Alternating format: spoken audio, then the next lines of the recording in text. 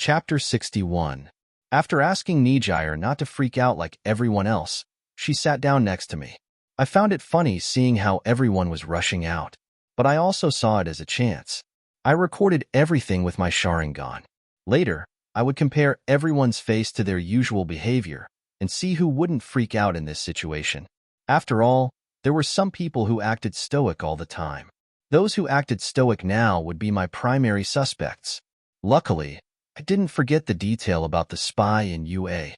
A young muscular man stood on a table and helped organize everyone, especially those of the first year and non-hero courses. They were the most freaked out. Once everything calmed down, an announcement came that it was just a bunch of journalists who broke into the school. Since we didn't have a heroic course in the evening, I went directly home. I was in the backyard, looking at the empty air and punching it. This will be my warm-up for the villains, I thought as I moved my shoulders back and forth.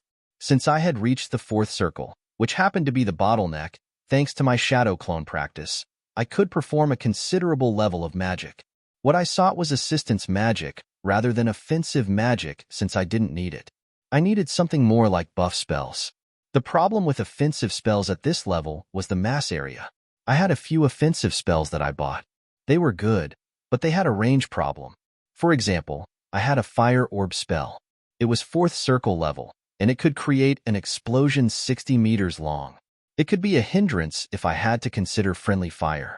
With my aura, I injured myself on purpose, creating a slash across my arm. It was very painful, but I needed to teach my body what to do if it ever felt this pain. Then I cast a spell called Great Healing, as in the Souls games, and a large amount of mana got used, healing my body instantly. It could heal all negative effects, from injuries to poison and disease. Okay, the other spell, Stunning Flare, was a stunning type. A spell capable of creating a very strong light that could blind those who were exposed to it for 10 minutes. Other than that, I had a spell for physical enhancement, enhancing power for 10 minutes, increasing both speed and power by 50%. It worked on allies as well. Keep in mind that it didn't increase any of my energies. Just pure physical power, which was good for me.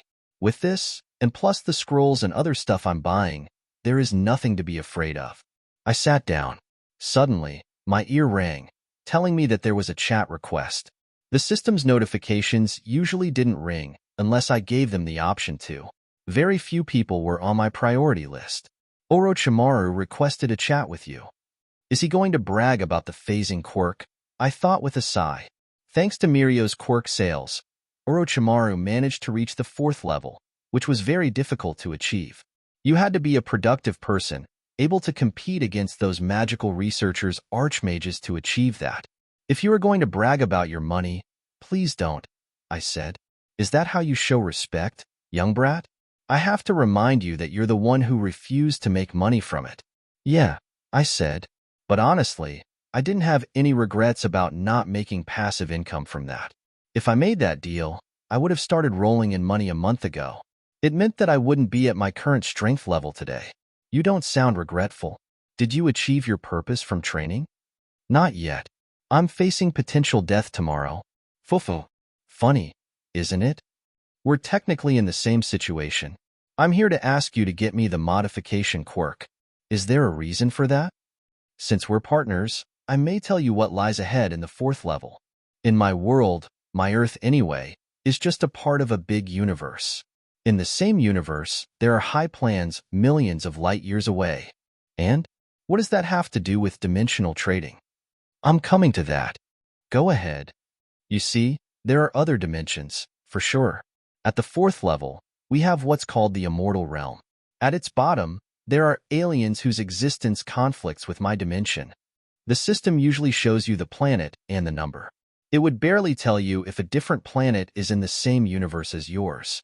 Immortal Realm. It was something people in the cultivation world were trying to achieve. Once one broke into the final level, the world would kick them into the higher planet, where they could cultivate immortal chi and live forever. Achieving that level in the system and buying resources from them could accelerate my training speed by many times. Let me guess. You got into a verbal conflict, I said, chuckling. I think he was talking about the Otsutsuki people from the Naruto verse. So some of the plans from the same verse could have the system and be in a different level. Luckily, those guys don't exist in my world. Yes. Although I'm cultivating with immortal resources now, some of these guys have the ability to alter reality itself after eating a certain kind of fruit that gives them power. And they have the system, so they may have cultivated longer than I did. A cultivator Otsutsuki who could access immortal realm resources. Yeah, I wouldn't want to face that too. And I didn't think they'd be poor. Aliens like these guys could go to any planet and extract gold and trade in the system as they want. It was an unfair advantage for them to exist in the 4th level. I heard that once these guys have enough chakra fruit, they could obtain unknown abilities. I felt bad for the snake man. Bad for him meant bad for me. It meant that no one would sell Stain's saliva or Minetta's balls to me. Touching him would mean touching me. As a man, I have to protect my income source. But I take full advantage. I get you. So that's why you want to have the modification quirk. Hee hee, I said, leaving a laugh at the end. It was another way to tell Orochimaru that he's at a weak position and that I have his life in my hand. Time to take advantage of him. Chapter 62. Orochimaru. I smiled widely, feeling that I hadn't had good news for a very long time, which was a lie. How much money do you want? Orochimaru seemed to ask in a weird tone. It's not money. It's a contract that I want. If I just told him, not only would he have Kai's quirk, but he would also have the potential to make more money. And I needed to keep this quirk exclusive. I figured you'd say that. What do you want? First, you can't sell this quirk or clone it or whatever. Its value isn't in being sold. Second, I need you to give me your knowledge about cloning quirks. After all, he's selling Mirio's quirk for 500k, meaning he had succeeded in figuring out how to clone quirks alone. Orochimaru was the one who researched quirks for the longest time now. With his research, my company can start rolling in money. But then, I wouldn't be able to clone, no? He complained. You write notes. I believe a respected genius like yourself can regain that knowledge instantly, I said. I added, and lastly, you become a medium between me and the 4th world and sell me things. Sorry, the last condition is off. It goes against the system policies of fair use, he said, his tone somehow respectful. And you don't seem to bring money. I've become so rich in my world that my wealth could be estimated up to 100 million coins, I said. That happened only by Rin making investments, though. And it was only the capital. I couldn't simply liquidate it. But it could earn me enough money. I see. So it happened that you clone the man who sees the future, and you use him to make profitable trades. Right. Let's replace the 3rd condition then. State it. You have to make 10 things with your modification quirk at my request whenever I ask you. That wasn't a big request. He could fulfill these 10 requests with a simple touch. Why did I say 10? Because it's like when Marshall got 5 slaps on Barney. One of the things that I'd ask would be Mangekyo Sharingan, some bloodlines, and I'd think further on that. All right. I liked this submissive Orochimaru. Okay, let's make the contract, he said. Don't forget. Add 1 million. Why is that? It's hard to liquidate money from my world. Sad face. Basically, you're poor pretending to be rich. Fufu. His tone seemed to change now that I was going to give him Kai's DNA. He seemed to get back into his cocky tone. After all, having the ability to modify people's DNA wasn't something to look down on. For example, now that I absorbed biological knowledge from advanced worlds and even consumed knowledge through Sharingan from my world, could do wonders with Kai's quirk. There were also bloodlines from wuxia worlds, other worlds, and so on. If DC Verse is there, and he could have some Superman DNA, that's too powerful. I shook my head, thinking that I should focus on my current problems.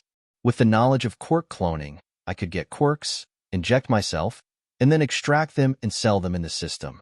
The exchange with Orochimaru was complete. Now, in my storage, at the corner, rested knowledge of quirk cloning and all of his researches. Orochimaru shouldn't lose the knowledge. He could simply program a genjutsu in his Sharingan, now that he has Madara's body, and relearn what he forgets. Hope you are happy now, I asked. Don't worry. At any rate, it was nice making deals with you. You talk as if you were going to die. I don't know, he replied. I started pitying him. Do you need anything else? I asked. Not really. I'll modify a body of mine to get an ascended Otsutsuki and get the sixth path's power. With that, I could make gold from nothing. He may have found an unimitated gold glitch in his world. Well, I had found mine. It just required a lot of work and patience to get it. Momo's Quirk plus all for 1 plus MT Lady plus overhaul. What's that? I asked, pretending to be ignorant. If I made it alive, you'd want to make a big deal with me to get it, he said, before cutting the call. If I couldn't make it, I'll travel in time and go to another timeline. Good luck. Thanks. With that, our conversation was concluded. I shook my head, deciding not to think about him. I hoped that he'd be fine. Because, well, he's just a factory of passive income that I had been spending. Also, this got me curious. What about the rule that forbade him from reselling me higher realm items? I opened the system and looked into the policy. Fair use policy. It's forbidden for those ascended from lower realms to buy stuff from higher realms and in lower levels. This rule applies to plus 4th levels. This rule doesn't apply to the beings of the higher realms to resell their stuff to lower realms. If caught by the admins, for the first time you'd get a 6-month suspension. For the second time, you'd get banned. In short, if an immortal wanted to sell their stuff in a lower world, nothing would happen. But if someone like me decided to sell higher level stuff in lower level chats, it would be trouble. I guess it had something to keep the prices in balance and not mess with supply and demand. Or it could be so that world levels didn't advance. I heaved a sigh, remembering the time I gave Sasuke a cultivation method to hold his bloodline. I shook the idea off my head. For now, I got something more valuable than money and immortal cultivation. It's the knowledge of Quirk cloning just the Quirk, found by Orochimaru. I'll look for that later. My priority is to face what's there for me tomorrow. I looked at the level 2 channels, looking for some Logia devil fruits. No hockey knowledge as well. Unlucky me, I didn't find them yet. These things appear rarely, and they get bought instantly as soon as they get put into the market. But again, I had something more valuable. I could have as many quirks as I'd like in the future, preferably Kai's quirk. I'd be a one-shot man. Thick sex. One day passed. I finished the school day, and then I made my way home driving slowly. After chatting with Nijire and dropping her near her house, I went back on my way to my house. The road in front of me started shifting its shape, throwing my car up. I wasn't surprised. With my head out of the window, I gazed around. 3 huge figures standing on the rooftops of the houses were staring at me with hoods covering their head. Next to them were a couple of guys with weird costumes glaring at me. One of them had his hand on the road. The 3 hooded men gave the same feeling as a Nomu, except for the guys in costumes. Chapter 63. The car that had been sent flying by the shift in the road was still floating. There was nothing wrong with gravity. But as a cultivator in the heavenly realm, I could control the air around me and fly, and I could fly while lifting heavy stuff, such as this car. I got out of it and quickly got to the bottom, lifting it above me.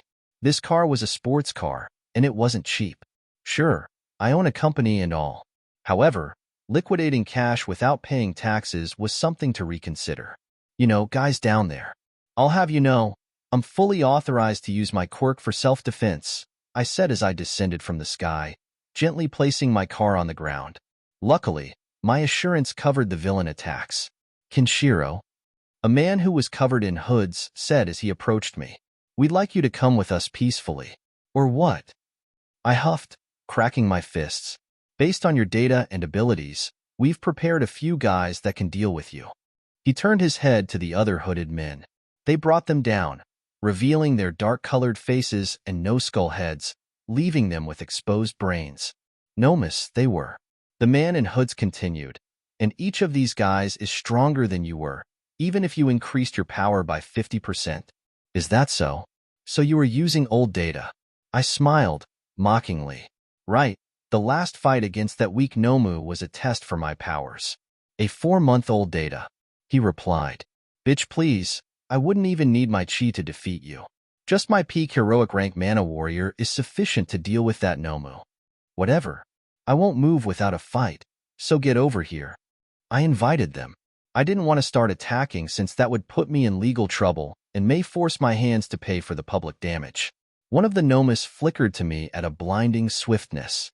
Knowing that they had a super regeneration quirk, I knew that I'd have to do damage faster than they could recover. I made a gun gesture with my left hand, shooting a super-focused ray beam from my hand, hitting the Nomu with a massive explosion.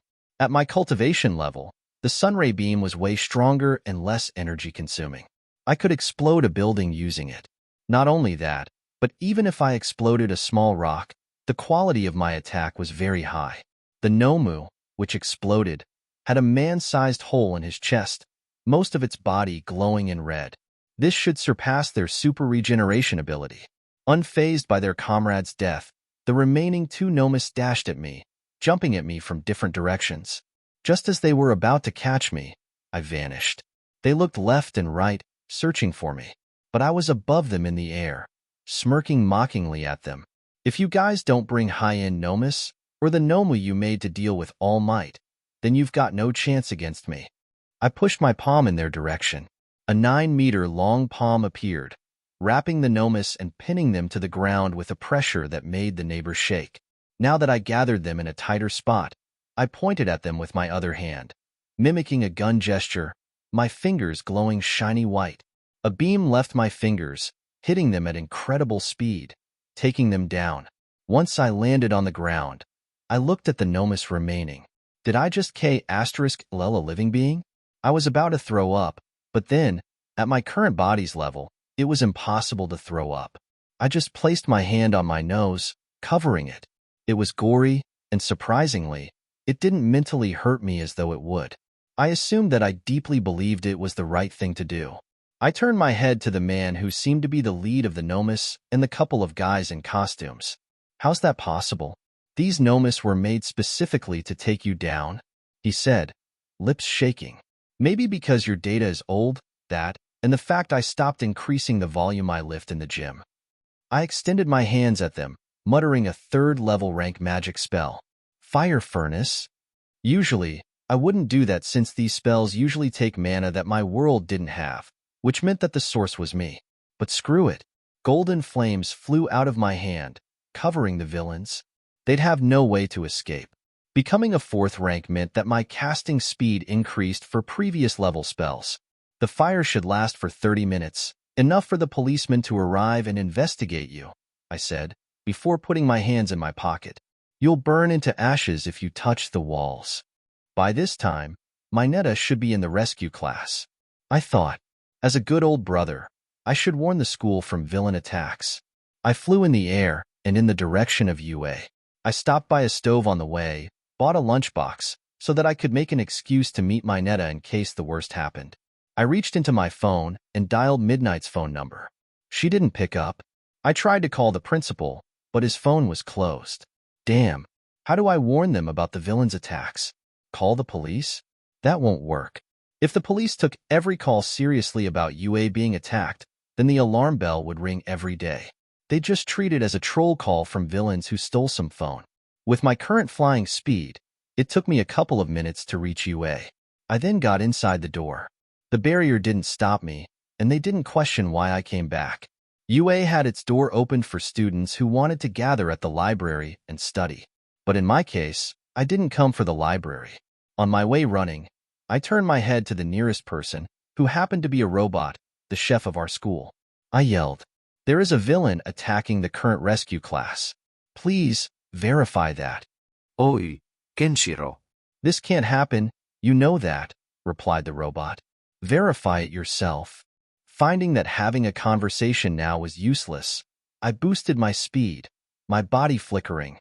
I knew my way in UA, and in a span of a short time, after crossing a few tens of kilometers, I found myself flying toward a giant orb that covered the USJ, the field used for rescue training. I broke through it, and I got inside. I could sense, as a cultivator, that here people gathered more than the students, outnumbering them. From my view, I could see a man covered in dark fog. N13. Aizawa being cornered somehow by many villains. A large Nomu squawking, and many villains surrounding the students. There was even Eri here, and she was being held as a hostage by one of the villains. Chapter 64. Eri was being taken as a hostage by the villains, it seemed. That damn Aizawa, who told him that it was a good idea to bring a child to teach future heroes. I took a deep breath, deciding to observe the situation. I won't be able to help that little brat if I lost my cool. Teacher N13 pointed her finger at the man covered in fog, activating her black hole quirk, sucking. The man in fog, I remember him. He had been the one who had ordered the first Nomu to test my capabilities. Now, in counter to N13's black hole quirk, he created a portal in front of him, made of black purplish fog. Another portal appeared on her back. No one can take care of these teachers but me. I had some sort of mindset that I'd bully these teachers in the final exams because I had something against them. Midnight teased me, and N13 caused me to catch the flu. These teachers are mine. I teleported instantly next to her and pushed her flying a few meters forward, making her avoid sucking herself. Unfortunately, I got caught between the two portals, and I was sucked to the portal behind me, getting out of the other one. That made my head dizzy. Teacher N13, you really do suck well, I said, landing on my feet and putting my hand on the side of my forehead. Traveling through the portals was quite the headache. I didn't stop myself from gliding, turned my head, and found myself standing in front of the man with fog covering his head as if it were flame as the portal disappeared. Honey, I'm home, I said, activating my Sharingan. I tried to use illusion on him to control him, but the problem was that I couldn't see where his eyes were as they were covered by fog, making it hard to make direct eye contact, which was necessary to put people in illusion. Make one wrong movement and that little girl will die, he replied with a stoic expression. As much as his voice pissed me off, I had to take Eri into consideration. Big brother. Mineta cried out loud when I appeared. Shut up, prick, I said, slowly turning to the man who was holding Eri as a hostage. Around us, there were many weak villains, and they were surrounding Aizawa. Next to Eri was a black huge creature with bulging muscles, a bird's mouth, and an exposed brain. This was who was designed to take on All Might. With 3 quirks that would be an extremely difficult challenge to beat him. I could go to save Eri, but with its speed, the Nomu could react to me and prevent me from saving Eri. Worst, he could even K***LL her. I get it. I grimaced, lifting my hands and sighing. My hands clenched for a fist for a second, before lowering them. I smiled, looking at Eri before looking at the one who was holding her as a hostage. Nomu. He should protect the pale white-haired guy who has gloved hands covering him, I thought, looking at Tamura Shigaraki, thinking of a genius plan to save Eri. If not, I'll put my life on the line. I transferred a part of my consciousness into the one who held Eri, programming a genjutsu in his head. From that man's point of view, Eri would have turned into nothing, while Tamura Shigaraki would have turned into Eri. He suddenly dropped Eri and jumped on Tamura. Here you are, little shit. What the hell are you doing? Tamura was nonplussed. Shut the F***ck up, brat. He slapped Tamura across the face. In reaction to that, the Nomu flickered into a shadow, turning into a black light that punched that man's head off his body. Taking the little time window to my advantage, I turned into a blur and appeared next to Eri before flying with my max speed out of the window. Throwing Eri in the air, I created a shadow clone, who flew toward her, held her, and flew away through the hole I made when I entered. Tell All Might. I reminded the shadow clone, which was unnecessary. All of a sudden, I found the Nomu flying toward me, ready to punch me in the face. Thanks to my Sharingan, I could see a pre-image of what he'd do next, allowing me to pre-react to him. I tilted my head to the left, and I punched with my utmost strength. I felt like I didn't punch at all of the power from my punch being absorbed. Shock absorption, regeneration, and strength compared to 100% injured All Might, which isn't so far from 100% Midoriya without counting his quirks. Luckily, the gravity was my friend, and the Nomu started falling slowly. I looked at the Nomu's eyes, trying to put him in Genjutsu where he was trapped. Nomu, what are you doing? Came Shigaraki's voice. In reaction to that voice, the Nomu seemed to escape the Genjutsu, as if he had felt some pain. Tisk. I clicked my tongue, descending to the rescue site. What are you doing here? Asked Aizawa, aka Eraserhead. I was ambushed by the villains on my way home. One of them mentioned that they'd be attacking the school now. I justified. Did you inform anyone? He asked. The cook. I replied. He didn't believe me, but I think he'd at least verify. So, we need to at least hold for 5 minutes. Aizawa smirked. Landing on my feet, I smirked as I looked at the Nomu. After all of that training, I was thrilled to see how I measure against him. But on the other hand, I wouldn't deny that I'm a bit afraid. I see. Given his speed, he'll get here first. Thank you for summoning All Might for us, said Shigaraki, smiling. As a reward, I'll allow you to die by my Nomu's hands. Nomu, K***l Eraser first. That was a smart move. With Eraser around, we could nullify his shock absorption and regeneration. I looked at one of his students, who were staring dumbfounded. Run! Who yelled was Aizawa. Run away, you prick. Took the words from my mouth. The Nomu teleported next to us, pushing toward Aizawa. My aura flying out of my body, compressed a barrier in front of me. A shockwave was spread, the barrier cracking up. It felt a bit painful. I smirked at the Nomu, saying, you have to pass by me first. Then, the Nomu's fists turned into hundreds of fists, barely seeing them thanks to the Sharingan. Chapter 65. My barrier couldn't withstand the barrage of fists from the high Nomu, and eventually, it broke from the pressure. However, I had bought enough time for Aizawa to move away from the reach of the Nomu. The Nomu looked at me with an annoyed expression. It seemed that it would get rid of anyone who was in the way between it and its master's order. The Nomu punched toward my face. I evaded that and punched back, my punch barely doing any damage to him. Aizawa, what are you doing? I can't. Aizawa shouted. Hold on. From the reflection in the Nomu's eye, I saw a dark fog surrounding Aizawa, swallowing half of Aizawa already. It seemed that the teleporting man had a grip on him. The Nomu punched at me again, scratching my cheek, and I replied with a punch of mine. The shock I released was being absorbed by him. I couldn't recklessly tank him and attack him without considering my own safety. With the Sharingan activated, all I did was dodge. If his quirk is shock absorption, how can he move if his body absorbs the impact his feet cause on the ground or from his strong punches? I suddenly had a hunch about the Nomu's weakness. More like shock absorption quirk weakness. I made a crazy decision. Wrapping my fist with mana, I flicked it toward the Nomu's fist. This time, I was certain as the Nomu got a few centimeters pushed back. If timed right, when his body releases a shock, he can't absorb. Think about it. If his quirk was shock absorption and it was so efficient, then the Nomu wouldn't be able to move quickly by stomping on the ground because his body would absorb the impact. The same goes for his own punches. So, the weakness must be the timing. The moment he released a certain amount of force, his body wouldn't absorb the impact. The Nomu punched again. Having predicted that, I instantly twisted his wrist, causing him to flip in the air. I jerked back, my fingers shaking from the sheer force that they had to withstand. That Nomu, albeit way weaker than peak All Might, is very powerful. Don't just stare. Attack him as well. Tamura ordered the other villains, pointing his hand at me. How about I play chess with you? I thought, raising my hand and activating a magical spell. Stunning Flare, I thought as I closed my eyes.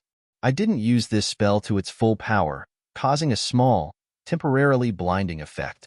The Nomu, Tamura, and everyone were surrounded by a very strong light that eliminated any existence of a shadow. Tamura quickly covered his eyes. As for the villains, they just threw themselves to the ground. Taking the chance, I appeared next to Tamura, forming a hand sign. One of the things I remembered from watching Naruto during the Chunin exam was how Naruto could transform, not only himself but his team, through transformation jutsu. Changing another person involved changing their clothes as well through chakra. All I had to do was think of Tamura as an extension of my body and change his appearance to my imagination. My chakra would do the rest. Puff puff. Both of our shapes had changed. I took on the appearance of Tamura Shigaraki, and he took on my appearance. Nomu. I grunted in Tamura's voice when the blinding effect dissipated, and everyone slowly regained their eyesight. What the hell?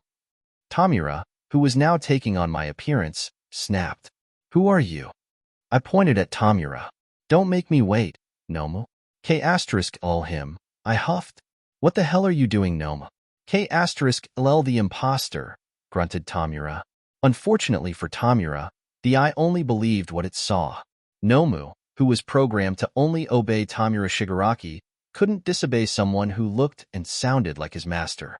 Before Tamura could issue the order, Nomu appeared next to him, punching him directly in the face.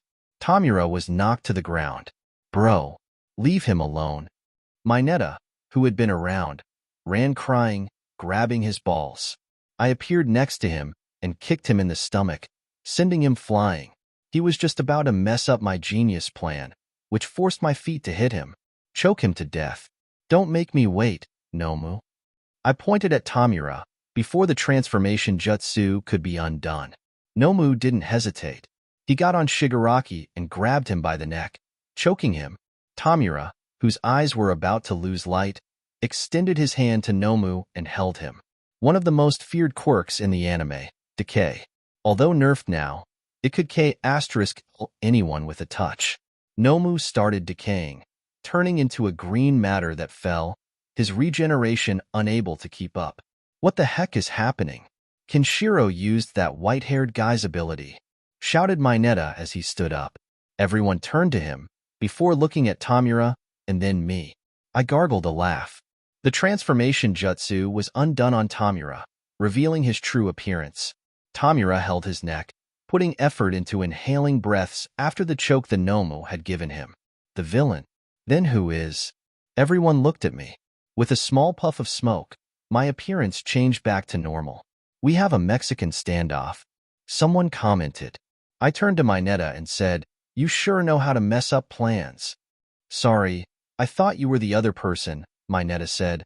How the hell did you do that in the first place? My quirk is the mother of all omelets. I said, bragging. Mother of all omelets. It could be a good name to describe my supposed quirk and justify why I had so many good abilities. Worry not, echoed a vigorous voice of a buffed man that appeared all of a sudden, holding onto his necktie and ripping it down. I am here. A surge of memories found its way to me from my shadow clone. Eri was now with the principal, who happened to be with All Might at that time. The clone told him everything before vanishing. I knew that I had exposed one of my secret techniques, but it was just the tip of the iceberg. I can relax now, I said, pointing to Tamura, before looking for Kurogyri. I turned my head. In a mere second, all of the villains who came to invade UA were beaten down. If I wasn't wrong, Eri had somehow alerted All Might before his injury. So, he could do that at least. Guess I had made a positive change in the timeline that benefited me the most. Tamura Shigaraki suddenly was swallowed by a dark fog. Golden eyes appeared in its middle. I knew that he would be teleporting the ladder into some place to hide. I wanted to sunray gun him down, but I feared that I may hurt someone innocent since I was uncertain where they would be teleporting. Luckily, All Might had perfect decision-making skills. In a mere split of a second, he punched a compressed air wave that hit Kurogyri, dispelling the fog with the wind force. Tamura was nowhere to be seen, but Kurogyri was taken down. All Might thrust his palm at him, pinning him nearby. If he was here, he would have taken the Nomu down in a few moves. I thought to myself. Suddenly, a bunch of staff entered through the door. They all wore black costumes. Public Safety Hero Commission, said one of them, showing the badge. We're not here for the villains. That will be taken care of by the police. I didn't know what business they had here, but instead of walking toward the villains or anyone else, he stood before me, saying, Kenshiro, you're under arrest for investigation, said the guy. I was nonplussed and didn't say anything. Wait, what? All Might stopped and stared at the representatives. You are here for the villains.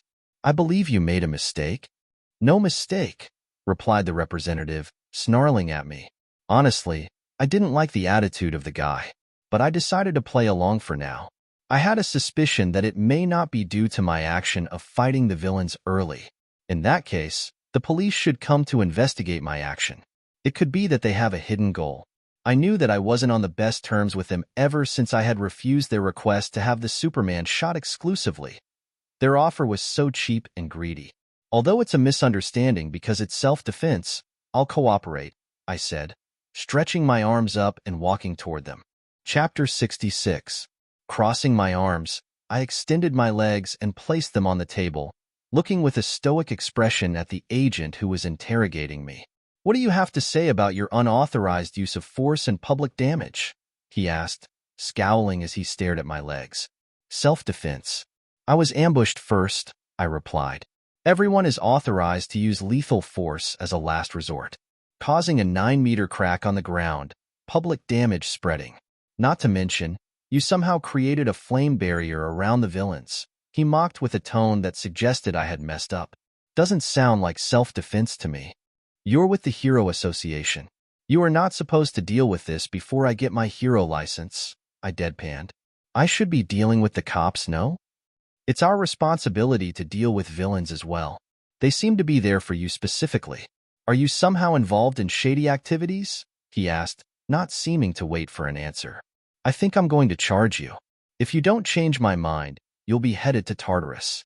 "You want to make a villain out of me?" I asked back. At my current level, very few could stop me, such as the #1 hero or #2. If I decided to fly 20 kilometers in the air, no one would be able to catch up to me. I could change my look and even start a villain organization. Wait, they didn't know about all of my abilities. "This is a recorded investigation. Anything you say can and will be used against you," he snarled at me. "Do you have a warrant?" I asked, standing up. "If not, I'm free to leave. If you didn't come with us, then we would have waited for a warrant. For now, sit down. We're not done talking." I was nonplussed. What's wrong with his attitude? I'll play along and see where this goes. I raised my hands and sat down. "Sure, tell me what will be going on," I said, sitting down. "You'll be charged for massive public damage, unauthorized use of Quirk, a possible murder of the 3rd degree. Self-defense, mate," I replied mockingly, raising my eyebrow. "From the video that was recorded by one of your neighbors, it didn't seem like self-defense," he said. "So, they have super regeneration. K*ling them quickly is the only way to stop them," I replied. It didn't seem like they forgot about the super regeneration the Nomus had. "Wait here for a second," he said, standing up and going out of the metallic door. I bet that all of this play had nothing to do with me dealing with villains. More, it had something to do with the Superman shot I was creating. Soon, a middle-aged blonde blue-eyed woman entered from the door, many men in black behind her. She was the president of the Hero Public Safety Commission, quite a celebrity here in Japan to anyone interested in heroes and their lore. "Oh, Madam President here to investigate me," I mused, stretching my arms open. "You're the owner of the Snake Biotech, a man whose invention can flip the balance of power. I'd be sure to deal with you personally." "Political power, you mean?" "Every side of life could be affected," she said, sitting down. I looked at the table, seeing her finger pressing a paper in my direction. "Get straight to the point. Withdraw your product from the market and work exclusively with us.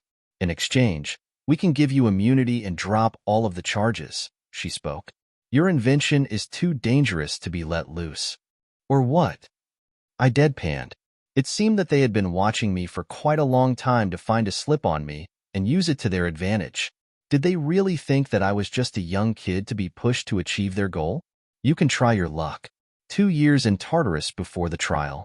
And we can use this current incident to investigate your company and close it," she said, applying pressure. I would usually be angry and jump to a fight. But this was a political situation. Politics was a simple game that you play with a smile while hiding a knife behind you. In that case, I had already honed my knife a long time ago. "I'll make a call first with I said, grabbing my phone. You know, I didn't use most of my money to grow the company. Instead, I had used it to make contacts with those who made it to the national diet, people whom I could tell their future but lacked financial support." "Who are you calling?" she asked. "You'll find out soon," I said, contacting Rin. She picked up immediately. "Daddy, are you there?" she asked, seeming to know this already. "You know I'd be here," I chuckled. "I've seen someone else's fate. You'd be calling me and so?" she said, trying to tell me it's not my future that she had seen. "I see.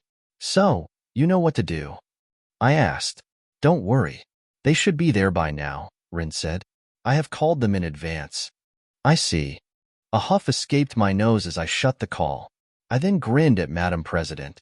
You know, if you wanted to have exclusive rights for my Superman shot, or even to take it down, you could have offered me a huge amount of money in exchange for that, I said. I could negotiate the price. We tried. But you asked for a nation's budget, she said, half closing her eyes.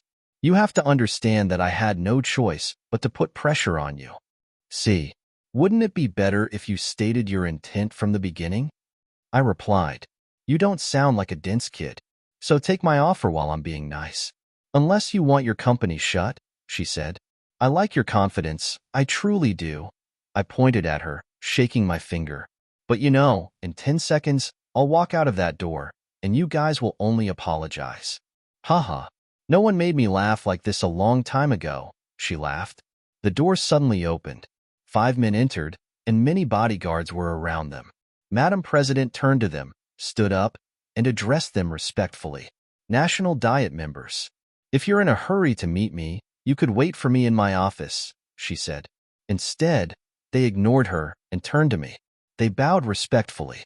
Sir Kenshiro, I hope you haven't been mistreated, asked man number 1. Why are you here? Are you fine? Asked number 2, patting me on the shoulders. I was arrested because I self-defended myself. That's the story. Now, I'm being blackmailed to give up my project, I spoke. They want to take my company down. For these men, I was their source of fund. I had the cash. They had the power and contacts that came with it. Unbelievable. Kenshiro-san, please, let us deal with this, said number 3, before glaring at the president. You can go home. What the president didn't know was that I'm sponsoring people even in their Hero Public Safety Commission. I knew I could trust you guys. Standing up, I walked past Madam President, bent to her face level and said, See you later, Grandma. Your association will be banned from making any future deals with Snake Biotech. I then kissed her on the cheek, before walking past her. She was nonplussed, her eyes wide open. I patted one of the 5 guys. They happened to be men whom I had many dinners with before their election. With them being in the National Diet now, they had formed many contacts outside of me, which I could reach now thanks to them. You know, when you live in a society based on corruption, funding and bribing were the ways for a man with no background to strive. I had done it before it could get late. They then surrounded her, talking, threatening, and shaming. Just to show power, I opened the system briefly and spent 10 coins to buy a cigar from another parallel Earth. I wasn't a smoker, but screw it. I lit it up with my finger and placed it in my mouth, walking out. My eyes turned left and right, looking for the guy who interrogated me earlier. He had a bad attitude, and I needed to fix it. Oh, here he was, standing in the hall, looking at me. Taking a deep breath, I dropped my cigar and coughed a small fire out. The tip of the fire got his cloth, igniting his shirt. My bad, I raised my hand. You can take the clothes fees from the compassion you'll be offering. I waved my hand, walking to the elevator. As everyone from the current floors stared at me, I waved my hand. These assholes are on my trail now, but they have lost a chance to make a deal with me. Wonder what their reaction will be when I start Quirk cloning. Chapter 67.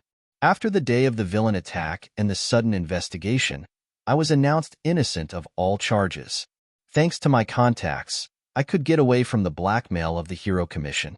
On my way, I asked Rin to launch the product and start cooperation with the police and the military with a limited supply of 100 shots. The price of each shot would be $3 million. Quite a cheap price for the boost it can provide. With the power it provided of being able to lift 3 tons, enhanced speed and power, trained policemen and military could take the toll from most of the heroes. The only exception was when there was a strong villain that needed someone as big as MT Lady to deal with.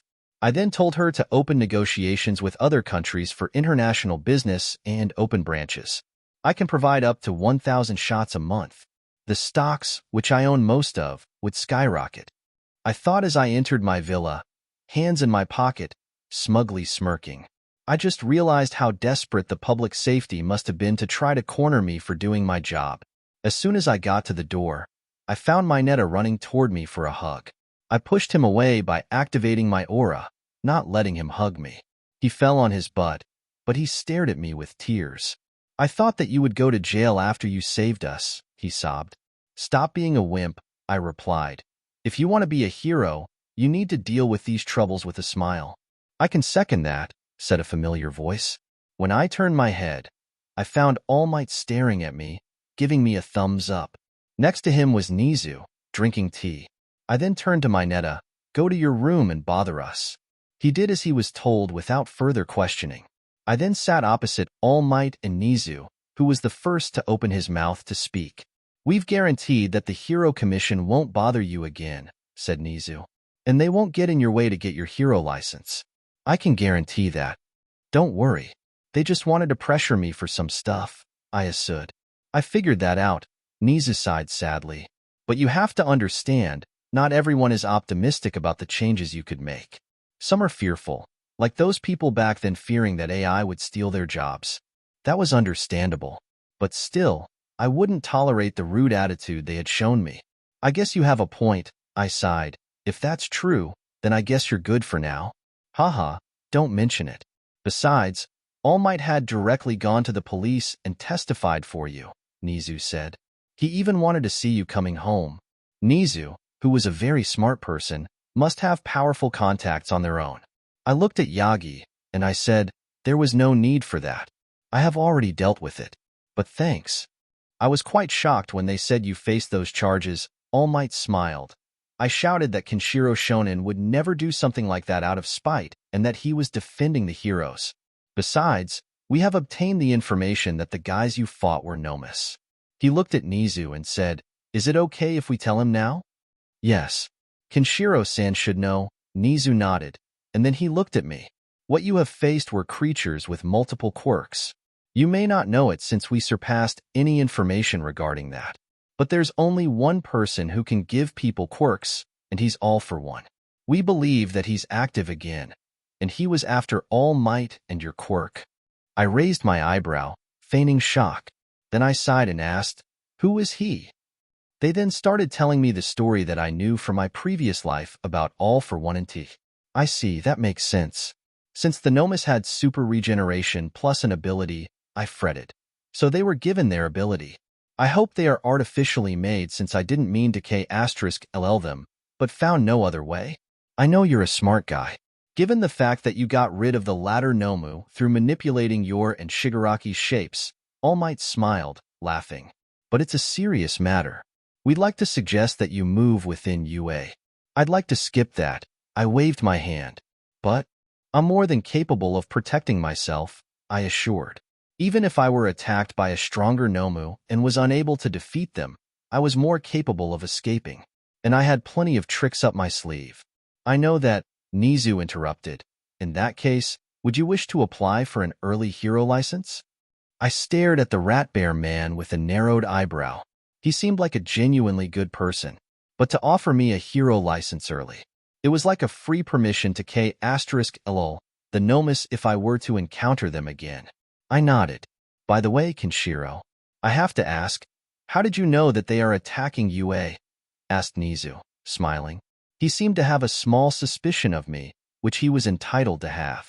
How about I show you? But I hope you keep this ability of mine a secret. I then activated my Sharingan, casting a Genjutsu on him. In the Genjutsu, I showed him the battle and I modified it a bit. I explained how my eyes gave me the power to cast illusion and see memories of people, and even hypnotize them. If you are mentally weakened, I can access your memories. So, I can't simply look at someone and see their life. Being attacked randomly made me wonder why. By accessing the villain's memories, I found out that they would be attacking UA at the same time. I see. Huh. Confused, All Might looked at Nizu. Nizu briefly explained what my ability was. By the way, I have to ask, how's Eri doing? I asked. I had left that girl with a shadow clone to save her, but I hadn't been able to check up on her. She's fine. She had been a bit shocked, but since she's a child, she'll be quick to forget, said Nizu. I asked Aizawa not to bring her to classes anymore. I'd let her stay around me for a while. I thought of something. That girl would be in constant danger with the villain league targeting UA. If you don't mind, I'd like to have her living with me once she learns how to control her quirk, I said, pointing out, as you can see, I don't lack security or something. Maybe I could teach her how to cultivate to protect herself. But again, that may make her too overpowered, given the nature of quirks. Quirks get stronger and evolve. Cultivating one's physique also includes the quirk cells, making them more powerful. And I didn't want a kid to become overpowered at 5 years old. They may end up thinking that the world was at the back of their hands and grow up with that mentality, which could be harmful. A couple of levels wouldn't do any harm, I guess. I planned to do something to guarantee the security around my house. Yanagi, aka All Might, and Nizu looked at each other. Nizu opened his mouth to speak. Actually, that's what I have suggested. She seemed to have taken a liking to you, and I didn't like the fact that a child was playing around you, Nizu sighed. But there are 2 problems with that. I could have a vague idea about what he's saying.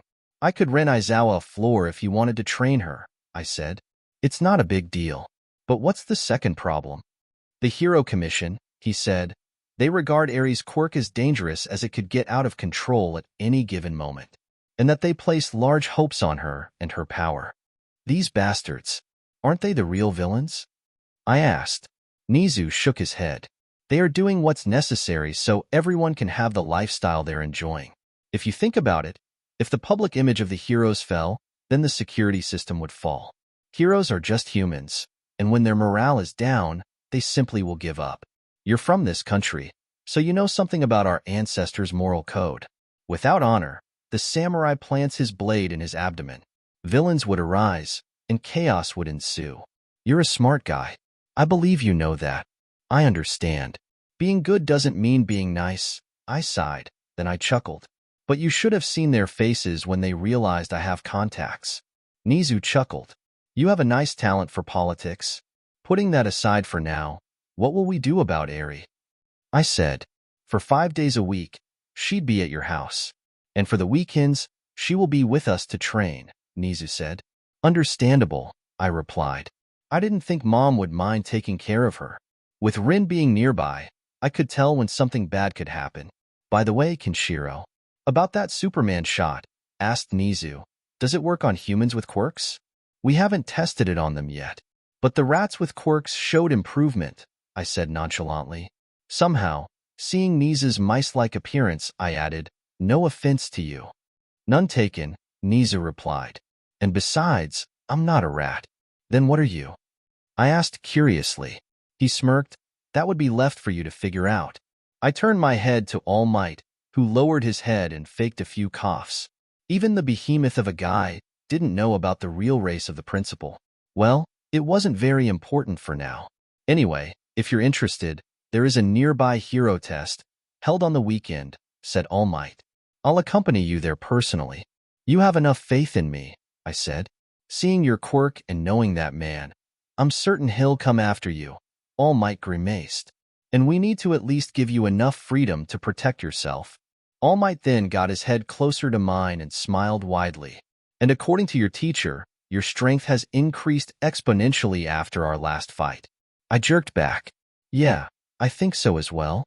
Talking about power, I wondered how Orochimaru was doing. Chapter 68. Orochimaru inhaled deeply, enduring the burning sensation that ran through his body. His heart thundered in his ears. Although he was a cold-blooded person, for the first time in his life, he was afraid. Offending a godlike specimen who had eaten a few chakra fruits and making your plan a target was nothing to laugh at. These guys were on the level of immortals from other dimensions, creatures capable of destroying a whole planet with a single strike and breaking reality itself. He'd already experienced the might of mortal cultivation in the Void Realm, a power beyond Madara's and Hashirama's, and he didn't want to see what a creature from their realm could do, especially since they had access to immortal cultivation. He could recover his levels quickly with better resources ever since possessing Madara's body, but it wasn't enough. Magic, cultivation, science, and Madara's Uchiha body with phasing. He thought, closing his eyes and smirking. But none compare to what I obtain now. That bastard sure knows how to get the good stuff. Orochimaru looked at his hand and clenched it, already feeling the quirk being installed. In front of him stood a monkey. He placed his hand on the animal, which was being restricted by his energy. With that simple touch, He could feel the components of the monkey.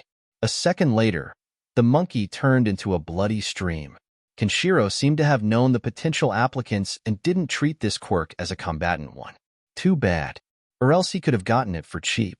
I wouldn't have sold this quirk to myself as well. He sighed heavily. It seemed that his business partner had taken pity on him and given it to him for cheap. Well, Orochimaru had technically begged. Orochimaru touched the bloody stream, and the monkey returned to its previous shape, alive and full of awareness. He got the hang of the new quirk, more familiar. Thanks to his experience and knowledge, Orochimaru didn't find it hard to learn this quirk in no time. He touched the monkey again, feeling the chromosomes, changing their order. He changed the cells on a molecular level without changing the body. The monkey suddenly got bulky, had long black spiky hair, and its eye color changed to purple with black rings in them, turning into what seemed to be the Rinnegan. A monkey with 46 chromosomes like a human, and it seemed to gain self-awareness. The Rinnegan, once the rarest Keki Jinkai in his world, became something he could create with his hand. His heart beat at ease now. No. It beat louder with excitement. Ha ha ha ha. So what? I can become better than one of those self-proclaimed gods and get your abilities without having to eat the chakra fruits. He laughed heartily. He didn't feel that he lost anything by making that contract with Kenshiro, even after stating that he couldn't sell this quirk or any variation of it. Only scientists and DNA experts could bring its full potential. However, this quirk offered anyone the power to one-shot their opponent, as long as they were made of material. With this power, he could invade the market and sell bloodlines by making monkeys have them. Those things weren't cheap and were in high demand like hockey knowledge and devil fruits. Orochimaru walked to his lab. There was the corpse of an ascended Utsuka who had given up his material body and ascended to another realm. He had been planning to study the body's organs and plant some of its abilities into himself, which was very dangerous.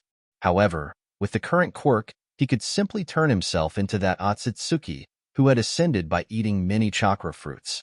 Orochimaru never wanted to become powerful or something. All he wanted was to find meaning in life and achieve immortality. Now, he could create a meaningful world, full of people who had meaning in their lives.